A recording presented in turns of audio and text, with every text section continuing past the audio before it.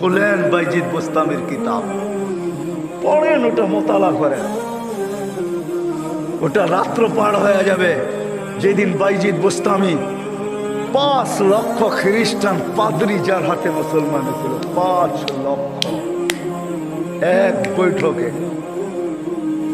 স্বপ্নে দেখা হয়েছিল, সমস্ত পাদ্রীদের মিলন মেলা ছিল। স্বপ্নে আল্লাহ দেখাইছিলেন যে বাইজিদ আজকে এদের পোশাক পরা ভিতরে ঢুকা যা, আমি কিছু করতে চাইতেছি। একবার, দুইবার, তিনবার স্বপ্নে দেখছেন। তারপরে ভাবছেন যে ওই পোশাক পরবো তো পরবো কি করে। তা আল্লাহ বলছে বাইজিদ পরানে হেফাজত করবো তো আমিই করব। যা পর। ওদের পোশাক পরা ভিতরে ঢুকা গেছে। সবচেয়ে বড় পাদ্রী যখন স্টেজে বসছে তো তার চৌকি, তার চেয়ার হেলতে শুরু করছে, মুখ বন্ধ হয়ে গেছে। তো বাইজিদের সমস্ত পাদ্রীরা বলছে আপনি আমাদের পোপ, আপনি আমাদের বড়, আপনার থেকে আমরা জ্ঞান পাই, আমাদের ভিতর আলোকিত হয়, আপনি মুখ দিয়া কথা খোলেন না কেন, বলেন না কেন। তো পাদ্রী বলতেছে বলবো তো বলবো কি করে, এখানে একজন মোহাম্মদী আছে। বলবো তো বলবো কি করে, এখানে একজন মোহাম্মদী বসে আছে, যার কারণে আমার চেয়ার হেলতেছে, আমার মুখ বন্ধ হয়ে আসতেছে। সমস্ত পাদ্রীরা বলছে দেখা দেন, গর্দান উড়াইয়া দিব এক্ষণ। বলছে না, জুরুম আসছে বিদায় এটা কোনো দোষণীয় না, এই জন্য গর্দান উড়াইয়া দিবে এটা হয় না। আমি একে পরীক্ষা করব, যদি এ পাশ করে তাহলে ছেড়া দিব, আর যদি পাশ না করে তাহলে আর গর্দান উড়াইয়া দিব। 62টা প্রশ্ন করছিলেন। 62টা কয়টা? কয়টা? কয়টা? 62টা বলার সময় আমার কাছে নাই, একটা বললাম 62টার ভিতরে। বলছিল কুকুর ঘেউঘের ভিতরে কি বলে। 62টা যখন পুরা বলা দিছেন তো জিজ্ঞাসা করছে আমি সত্য বলছি। তো পাদ্রী বলতেছিল সাদাক্তা, তুই সত্য বলছ। বলে তুমি 62টি প্রশ্ন করছো, আমি একটার জবাব, প্রত্যেকটার জবাব দিছি। আমি তোমাকে একটা প্রশ্ন করব, জবাব দিবে? বলে পড়ো, করো প্রশ্ন। বলে আকাশ আর জান্নাতের চাবি কি? আকাশ আর জান্নাতের চাবি কি? বড় পাদ্রী চুপ হয়ে বসে গেছে। 5 লক্ষ পাদ্রী ধরছে যে 62টার জবাব দিছে, আপনি একটার জবাব দিবেন না তো দিবেন না কেন? বলছে আমি জবাব জানি, দিলে তোমরা আমাকে মানবে না, মানবে এটা আগে বলো। বলছে অবশ্যই আপনি আমাদের বড় পোপ, যা বলবেন আজকে তাই মানবো। বলে জান্নাত আর আকাশের চাবি হলো লা ইলাহা ইল্লাল্লাহ মুহাম্মাদুর রাসূলুল্লাহ। 5 লক্ষ একবারে মুসলমান হয়েছে ওই বাইজিদ বোস্তামি রহমতুল্লাহ আলাইহি। হায় হায়, আবু হানিফার জানাজা দেখা 90,000 খ্রিস্টান মুসলমান হয়েছে। জানাজা দেখা, মুর্দা দেখা। ইমাম তাইমিয়ার জানাজা দেখা 50,000 খ্রিস্টান মুসলমান হয়েছে। আহমদ ইবনে হাম্বল রহমতুল্লাহ আলাইহি জানাজা দেখা 60,000 খ্রিস্টান মুসলমান হয়েছে। শুধু শুধু আহমদ ইবনে হাম্বল রহমতুল্লাহ আলাইহি বলেন নাই আমাদের জানাজা আমাদের সততার প্রমাণ। আমাদের সততার প্রমাণ হলো যে আমরা যে সত্য, এটার প্রমাণ হলো আমাদের জানাজা। 60,000 খ্রিস্টান মুসলমান হয়েছে মুর্দা দেখা। জিন্দা অবস্থায় কতটি আল্লাহ জানে। তো যেটা আমি বুঝাইতেছিলাম ওইখানে আছে কুকুর কি বলে বলো। প্রথম শুরু করছে 1 বলো যেটার 2 নাই, 2 বলো যেটার 3 নাই, 3 বলো যেটার 4 নাই, 4 বলো যেটার 5 নাই, 5 বলো যেটা 6 নাই, 6 বলো যেটা 7 নাই। এরকম 62টা প্রশ্ন করছেন। 62টা প্রশ্নের জবাব দিছেন বাইজিদ বুস্তামি রহমতুল্লাহ আলাইহি। আর বাইজিদ এমনি হয় নাই, ওনার আব্বা ছিলেন না। কাহিনী আমি অন্যদিকে চলে যাব। আমরা তো ছেলে পেলেকে বানাইতে চাই না, মাও আজকে বানাইতে চায় না, বাপও বানাইতে চায় না। আমরা বানাইতে চাই দুনিয়ার এডুকেটেড। রাগ হয় না, পায়ে হাত পড়ি। আপনি সাধারণ শিক্ষা শিক্ষিত করতে চান, ঠিক না? জেনারেল শিক্ষার মানে কি? ডিকশনারিতে কি লেখা আছে জেনারেলের অর্থ বলো? যারা কলেজে পড়ছেন, স্কুলে পড়ছেন, বলেন জেনারেলের অর্থ কি? সাধারণ। সাধারণ কোনোদিন গৌরবের বিষয় হয় না। সাহাবাদের কাছে অসাধারণ ছিল, এই জন্যই তো ম্যাককে অনুগত করতে পারতেন। এই জন্যই সমুদ্রের উপর দিয়ে ঘোড়া দৌড়াইতে পারতেন।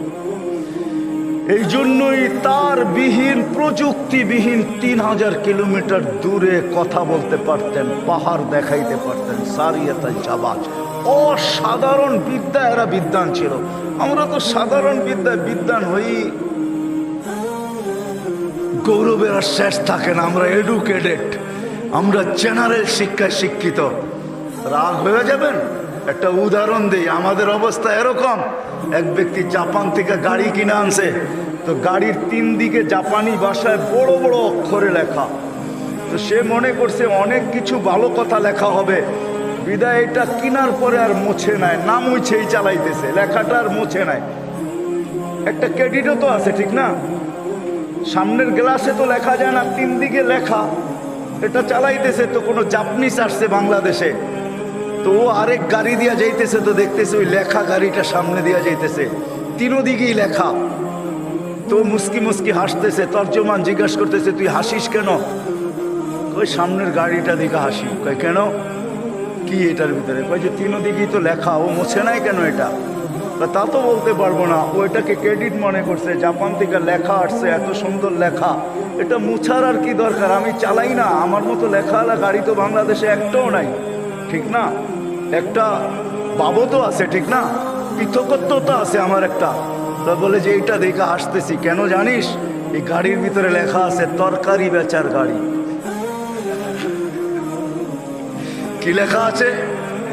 পিছনেও লেখা তরকারি বেচার গাড়ি, ডাইনেও লেখা তরকারি বেচার গাড়ি, বামেও লেখা তরকারি বেচার গাড়ি। খালি সামনের গ্লাসে লিখতে পারে না, তাহলে লুকিং নষ্ট হয়ে যাবে, কেমনে দেখবে আর কেমনে চালাবে।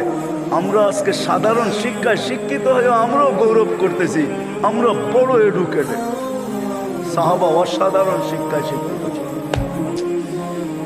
এটা আমার বোঝানোর ইচ্ছা না। বাইজিদ বুস্তামি রহমতুল্লাহ আলাইহ মার কোরবানির কারণে উনি বাইজিদ হয়েছেন, ওই কাহিনীর দিকে নিয়ে যেতে চাই না আপনাদেরকে। আমার হাতেও সময় নাই যে আমি ওই দিকে নিয়ে যাব। ওনার ছোট বয়সে বাপ মারা গেছে, মা পরের বাড়িতে কাজ করতেন। 2 দিন পরে ভাবছেন, আমি যদি এইভাবে ছেলেটাকে কোথাও না দিতে পারি তাইলে আমার ছেলেটা হারায়া যাবে। আমি তো মা পরের বাড়িতে কাজ করি।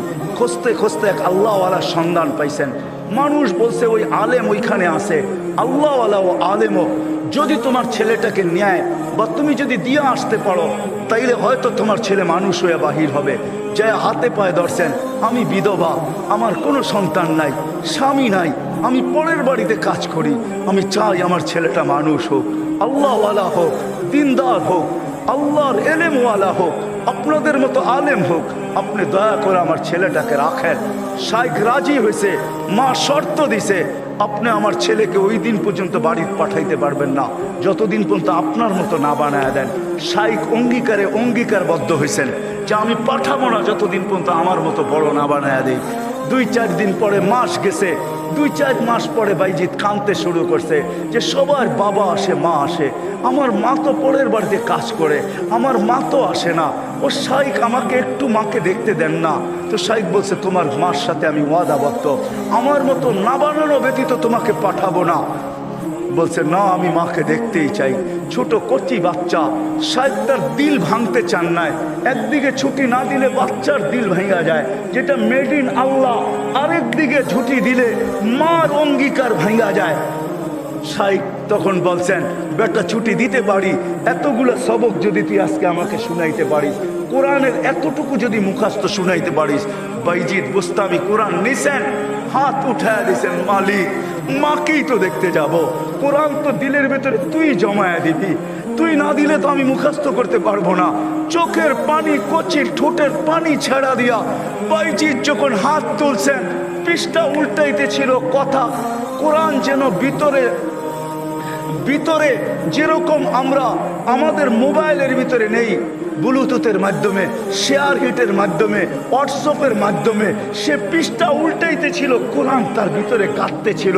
যতটুক সবক শাইখ দিছে এর চেয়ে বেশি যায় বলছে শাইখ রেডি হয়ে গেছে। বলছে তুমি এটা মুখস্থ করলা তো করলা কি কইরা? মুচকি হাসি দিয়া বলছে, শাইখ কালাম যার সে বসায় দিছে। তো শাইখ বুঝছে এটা কোনো সাধারণ ছেলে না, ছুটি দিছে, বাড়িতে গেছে, দরজা খটখটাইছে। মা জিজ্ঞাসা করছে ভিতর থেকে কে? বলছে বাইজিৎ। বলছে না, আমার বাইজিৎ আসতে পারে না। আমি তো শাইখকে বলে আসছি বাইজিৎ ওই পর্যন্ত আসবে না, যেই পর্যন্ত শাইখের মতো না হয়, আল্লাহওয়ালা না হয়, আমার বাইজিৎ আসবে না। তুমি আমার বাইজিৎ হতে পারো না। মা দরজা খোলেন নাই। মাও এরকম ছিল। এই জন্যই তো বলে মা যদি ফাতেমা হয় তো সন্তান হাসান হুসাইনি হয়, মা যদি ফাতেমা হয় তো সন্তান আব্দুল কাদের জিলানী হয়। মা যদি এরকম হয় তাইলে ছেলেও বাইজিৎ বুস্তামি হয়। বাইজিৎ ফিরে আসছে, আয়সা বলছে শাইখ আমাকে আর ছুটি দিবেন না। আম্মা দরজা খোলেন নাই। আম্মা মানতেই রাজি ছিল না যে আমি ওনার বাইজিৎ। একাধারে যখন 1 বছর 2 বছর 12 বছর কাটা গেছে, তার পড়া কমপ্লিট হয়ে গেছে। 18 বছর বয়সে যখন শাইখ বাইজিৎ বুস্তামি উপনীত হয়েছেন, পড়া কমপ্লিট, রাত্রে তাহাজ্জুদ পড়তেছেন, সেজদায় যখন কাঁদতেছেন, পড়া কাঁদতেছে, শাইখ ঘুমাইতেছে, আল্লাহর রসুল স্বপ্নে আসছেন। আর আয়সা বলতেছে ওঠো বাইজিৎকের কাছে যাও, তোমার মাথার পাগড়ি বাইজিৎকে পড়াও, আমরা বেলায়েতের পাগড়ি বাইজিৎকে আজকে পড়াইতে চাই। বাইজিৎকে বলো সে যেন কাজ যায় শুরু করে। কমপ্লিট হয়ে গেছে, যাও। তার মা তার জন্য অপেক্ষা করতেছে, বৃদ্ধ হয়ে গেছে, কোনদিন দুনিয়ার থেকে চলে যায়। বাইজিদের মাথায় বেলায়েতের পাগড়ি আমি তোমার মাথায় পড়াইলাম, তুমি বাইজিদ উস্তাদ হিসাবে বাইজিদের মাথায় পড়ায় দাও। যা দেখে বাইজিদ রহমতুল্লাহ আলাইহি সেজদায় পড়ে কাঁদতেছেন। উঠাইছে ওস্তাদ, বেটা ওঠ, হয়ে গেছে কাম। কি হয়ে গেছে? আল্লাহর রসুল পাগড়ি আমাকে পড়ায়া দিয়ে গেছে, বলছে তোকে পড়ায়া দিতে। বেলায়েতের দরজায় আল্লাহ তোকে পৌঁছায় দিছে, হুকুম আসছে যা মার পায়ে যা, আর কালকের থেকে কাজ শুরু কর। ওই দিন যা যখন দরজা খটখটাইছে, মা খুইলা জড়ায়া ধরছেন। আর খুইলা জড়ায়া ধরেন নাই, শুধু পানির গ্লাসের কথা আমরা শুনি, এটা তো কোনোদিন বাস্তবটা শুনি না। মা বুকে জড়ায়া ধরে নিয়া মাও দেখা ফেলছেন, মাও শোনা ফেলছেন। আল্লাহ রসুল মাকেও শোনায়া দিছে। মা বুকে জড়ায়া ধরে বলছে আল্লাহ যেটুক পৌঁছাইছ বাকিটুক আমার দোয়ার দ্বারা পৌঁছায় দেয়। ওই দিন থেকে বাইজিদ অলিকুল শিরোমণি হয়ে গেছে। মা হাত তুলছেন। তো বাইজিদ বুস্তামি রহমতুল্লাহ আলাইহির জীবনীর থেকে আমি বাহির হয়ে গেছি। ওনার জীবনী পড়া দেখেন, কুকুর পর্যন্ত আমাদেরকে সতর্ক করে চলে যেতে হবে, থাকা যাবে না, কেউ থাকবে না। হয় হয় আমরা যাত্রী, যাত্রা আমাদের চলমান।